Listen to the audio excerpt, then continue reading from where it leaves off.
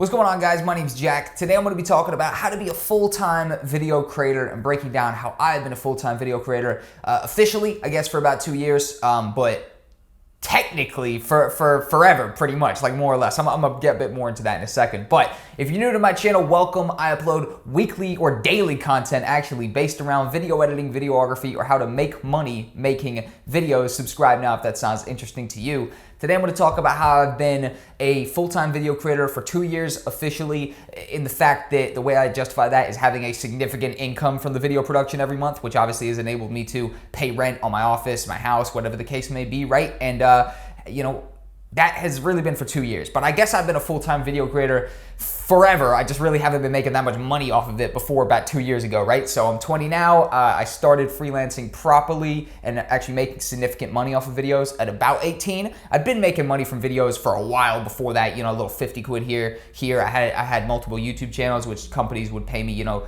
money for sponsored posts, all type of stuff. So I'd been experimenting with lots of different kind of streams of making money making videos in very different ways for quite some time. But officially, I've been a full-time video creator in terms of making thousands of dollars a month from the video creation. I live in the UK, thousands of pounds a month for about 2 years, right? So boom, a little bit of backstory on me, a little bit of backstory on what I consider full-time and the criteria that I've laid out here for that we're gonna be exploring. But it comes in a couple categories being a full-time video creator, and I'm really just gonna be exploring how I've done it, right? And the way I've done it is right off the bat, I established or I kind of identified all the possible income streams. And the possible income streams for me, or the three most obvious ones to me in terms of stuff that I enjoy doing and could quickly get to, would be freelance video editing, freelance videography, and YouTube. These were the three big ones, right?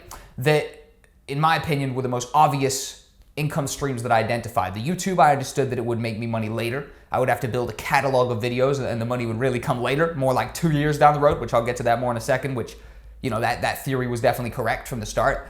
And the ones that I tapped into most quickly was the video editing and the videography. Now, over the past 2 years, I have been a full-time video creator every single month for the past 2 years, but I haven't been a full-time any three of these things. So I'll break it down. Like I have, but in terms of the income. So 1 month, the video editing will make me the most money. The next month, maybe the videography will make me the most money. Lately, the YouTube has been making me the most money. So I have been a full-time video creator, but the actual, you know, main source of income has varied over the past 2 years. And that's what I'm going to be jumping into, where I get a lot of people on the channel who are one of these things. You are just a freelance video editor. You're just a freelance videographer. You're just a YouTuber. And my philosophy here, which has enabled me to honestly, relatively easily become a full-time video creator, is by not just kind of pigeonholing myself into one of these particular industries, which all of these are actually really lucrative industries on their own. You know, you're watching this right now and you're just a videographer, right? Or you're watching this and you're just a video editor, or you're watching, you know, videography has an aspect of video editing, but I'm talking about more remote video editing when I put that in a category. And then there's people watching this that might be just a YouTuber. For me, I've really explored all three of these, which obviously means I haven't done phenomenal and really, I guess, ultimately capitalized on any individual one, but I really don't actually have a need to or want to. I don't just want to be a video editor who's just, you know, stuck inside editing all day, never really doing a whole much more than that. It's not all I want. I don't want to just be a videographer going project to project, really just kind of chasing the next check and everything like that. And I don't want to just be a YouTuber, again, just making videos, talking. I want to be doing shit, which is the video editing and the videography, but I don't want to be just doing that. I want to be talking about it, creating content about it. So this is very tailor-fitted to me. So I think what you should do is identify the possible income streams that are going to be significant, and then proceed with, you know, whichever one's going to be the quickest, because obviously you want to become a full-time video creator. I mean, you know, you need to have something that's paying the bills. So if you want to do this ASAP, you have to identify the one that's going to give you the most money quickly. For me, it was the remote video editing through sites like, you know, Upwork is the most heavily endorsed one here on my channel. If you've watched 2 videos, both of them I mentioned Upwork. You know what I mean? You know, you got Fiverr, you got Freelancer, you got People by the Hour, you got a whole bunch of other ones. And in fact, lots of people are in my DM now. So I know that Fiverr is working for a lot of people. Freelancer is working for a lot of people.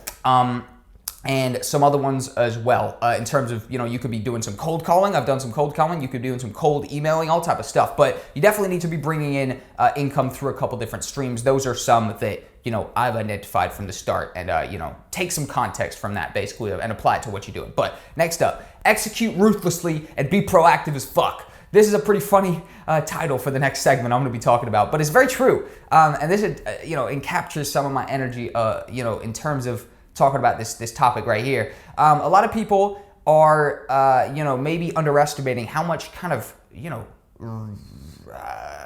how much consistency you really have to be, how much consistency you really have to apply to this to really build it into anything significant. The remote video editing, if you are a video creator, you can more or less frictionlessly roll into remote video editing via one of the freelance websites. Very easy. All you got to do is go in there and apply to a whole bunch of work. But still, execute ruthlessly and be proactive as fuck does apply to this, because you still need to be applying to jobs every single day constantly and really building up a clientele essentially, because the whole way you can turn this into a full-time thing is by getting consistent clients. Project hopping is not the most attractive option, so you kind of want to get clients who want consistent work and then tap in with them. That you can almost effortlessly do, kind of. If you're a video creator and you're somewhat self-motivated, you just roll into that more or less effortlessly. The videography is a little bit harder because it's not as frictionless. The remote video editing, all they have to do is send files to you and you can be anywhere in the world and do the work for them, which obviously makes a bigger pool of potential clients. The videography, you have to tap in with businesses or clients locally, more or less, right? You could travel obviously, but they're more or less local compared to the market that you have on the internet. Makes it a little bit harder. The YouTube is a long-term play. It's definitely something you have to establish a catalog of videos, create that catalog of 100, 200, 300, 400 videos that are all kind of informative, helpful videos, and then let the search results do their thing and just bring traffic to you over time. And to be real, the YouTube, in terms of an income for me, has only gotten significant this year, which is 2019, the year I'm making this video. And for the 2 years before that, started it in 2017, it was something, $100 here, $400 here, $350 here, 523 here, you know what I mean? But it wasn't anything that is very significant, Now, total transparency, I'm making like over $2,000 a month video editing, which the past month has been almost my most significant income. And, it's very, very, very nice to have something that isn't instant right away, but over time kind of adds up to something. But execute ruthlessly and be proactive as fuck. All of these areas, they have to, have this applied to them. I think I'm a little jumpy in this video, but I'm sure it's applying some serious value as well, because I'm covering a lot of things. I'm just trying to cover any question that's asked, you know what I mean? Sort of in my mind as it comes up. But constantly reach out to new clients. That's under this category of executing ruthlessly and being proactive as fuck. Networking heavily, proving yourself, right? So networking heavily, just constantly reaching out to people, kind of goes under the same category, but sort of building a bit more of a relationship with those people, which I'll talk about in a second. Proving yourself. Actually, when you're doing these jobs, being very, very, very hands-on, especially up front.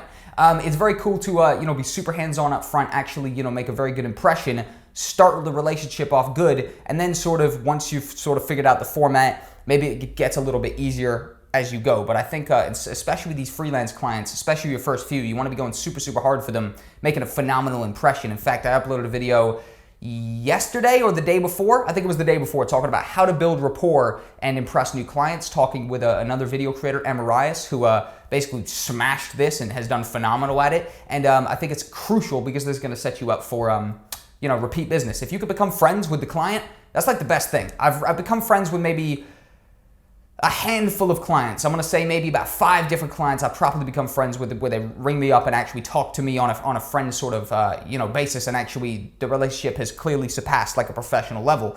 And these clients have been the most useful for me. They're the ones who, say promoters, right? I shoot a lot of videos for events, right? And these are some of the particular clients who I've gotten actually, pretty good friends with. And they'll tag me on Facebook posts and stuff, where someone who's on their friends list will be posting like, I need a videographer for an upcoming event, whatever the case may be. And they'll be tagging me, Jack's your guy, blah, blah, blah.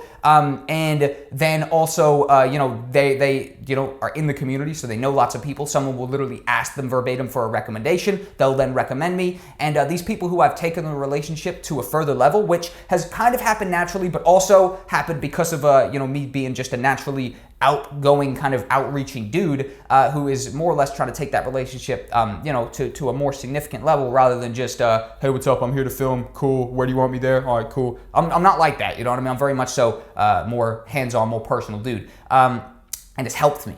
There's no possible way it hasn't helped me, you know? So that is more on a case-by-case basis, but becoming friends with your clients is 100% going to set you up. Again, that's a bit of strategy for the repeat business side. But next up, an interesting category here, which is help me get a little bit of money on the side when maybe I haven't had a project to do, right? And that is establish side income streams, right? The two I'm going to talk about here are either selling old equipment or renting equipment that you're not using, right? I'm going to jump into this, and this can get into getting more work as well, which is a fact.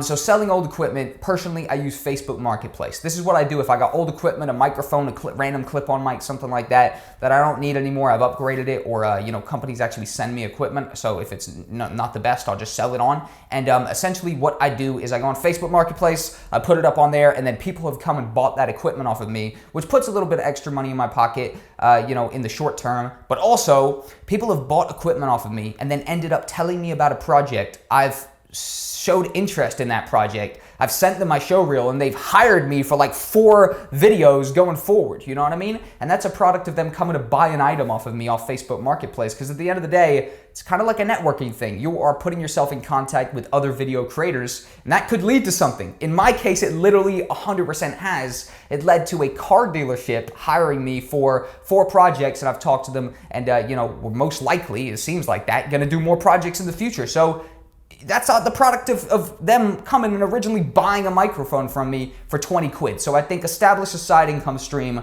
which you look at almost like a networking opportunity. I look at it like a networking opportunity. I had a dude come down and buy some crappy drone off me the other day.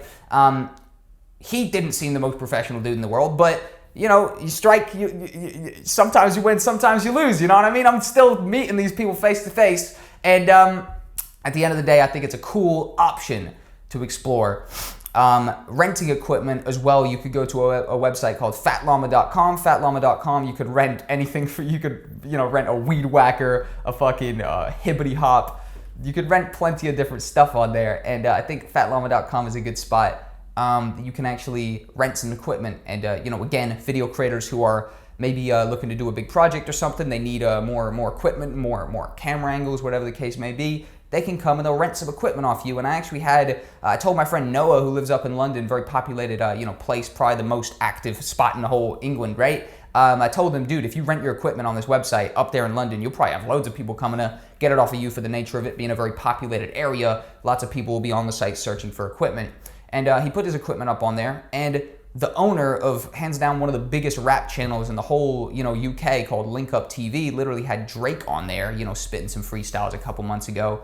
The owner of this YouTube channel, who's like a very significant figure in England, especially in the grime kind of community, literally came and rented my homie Noah's camera, and Noah was able to give him the show reel. And, I don't think anything really came of that, but the fact that he was in an opportunity to give him the show reel and something could have come of that, this dude's literally been shouted out by Drake on some freestyle, who was literally on the dude Link Up TV's channel. And, that's a whole example of how essentially renting your equipment and selling your equipment could be leading you to your next job. But I need a drink. I looked here, and in total disbelief, I realized that my goddamn bottle of some smoothie anyways that I just refilled is my bottle. It did not have any water in, other than a tiny bit. I've been talking, my mouth is actually very dry. So I'm gonna end the video right there. Final words to you guys is rinse and repeat. Rinse and repeat everything. Literally, that's the name of the game. For the first 2 years, I've just started chilling out now. Literally, like it's 2 years on, and I've just started chilling out now, and that's because, well, not really, but in terms of the being super proactive with the freelance stuff, I've just started chilling out now. And before that, I was just constantly reaching out to people, always, a weekly basis, just reaching out to people, going to shoots, networking with people, and it's resulted to the point now where I do have people contacting me for work, and I've actually established this kind of more long-term income stream, I guess you could say, which is the YouTube channel, which now I'm tripling down on that, because if something's working, double down on it. And it's been a very interesting journey being a full-time video creator, officially for the past 2 years, but more or less since I was fucking 15 years old and doing YouTube gaming videos and stuff like that. I've been a full-time video creator for a long time. I love making videos. I've made probably every type of video in the entire book. Thank you guys for watching the video. Hope you enjoyed. I've been ItsJackCole. If this was my first ever video of yours, you've made it to the end, subscribe. You may as well. I've won you over at this point. Don't make me fight any harder for it. But if you don't know what I do, somehow, even though you watch the video, I make weekly content based around video editing, videography, and how to make money making videos. So subscribe. Anyways, thanks for watching, guys. Whew, I'm gonna go fill up my bottle, my ghetto naked green smoothie reuse bottle. Take it easy. Have a nice day. Peace out.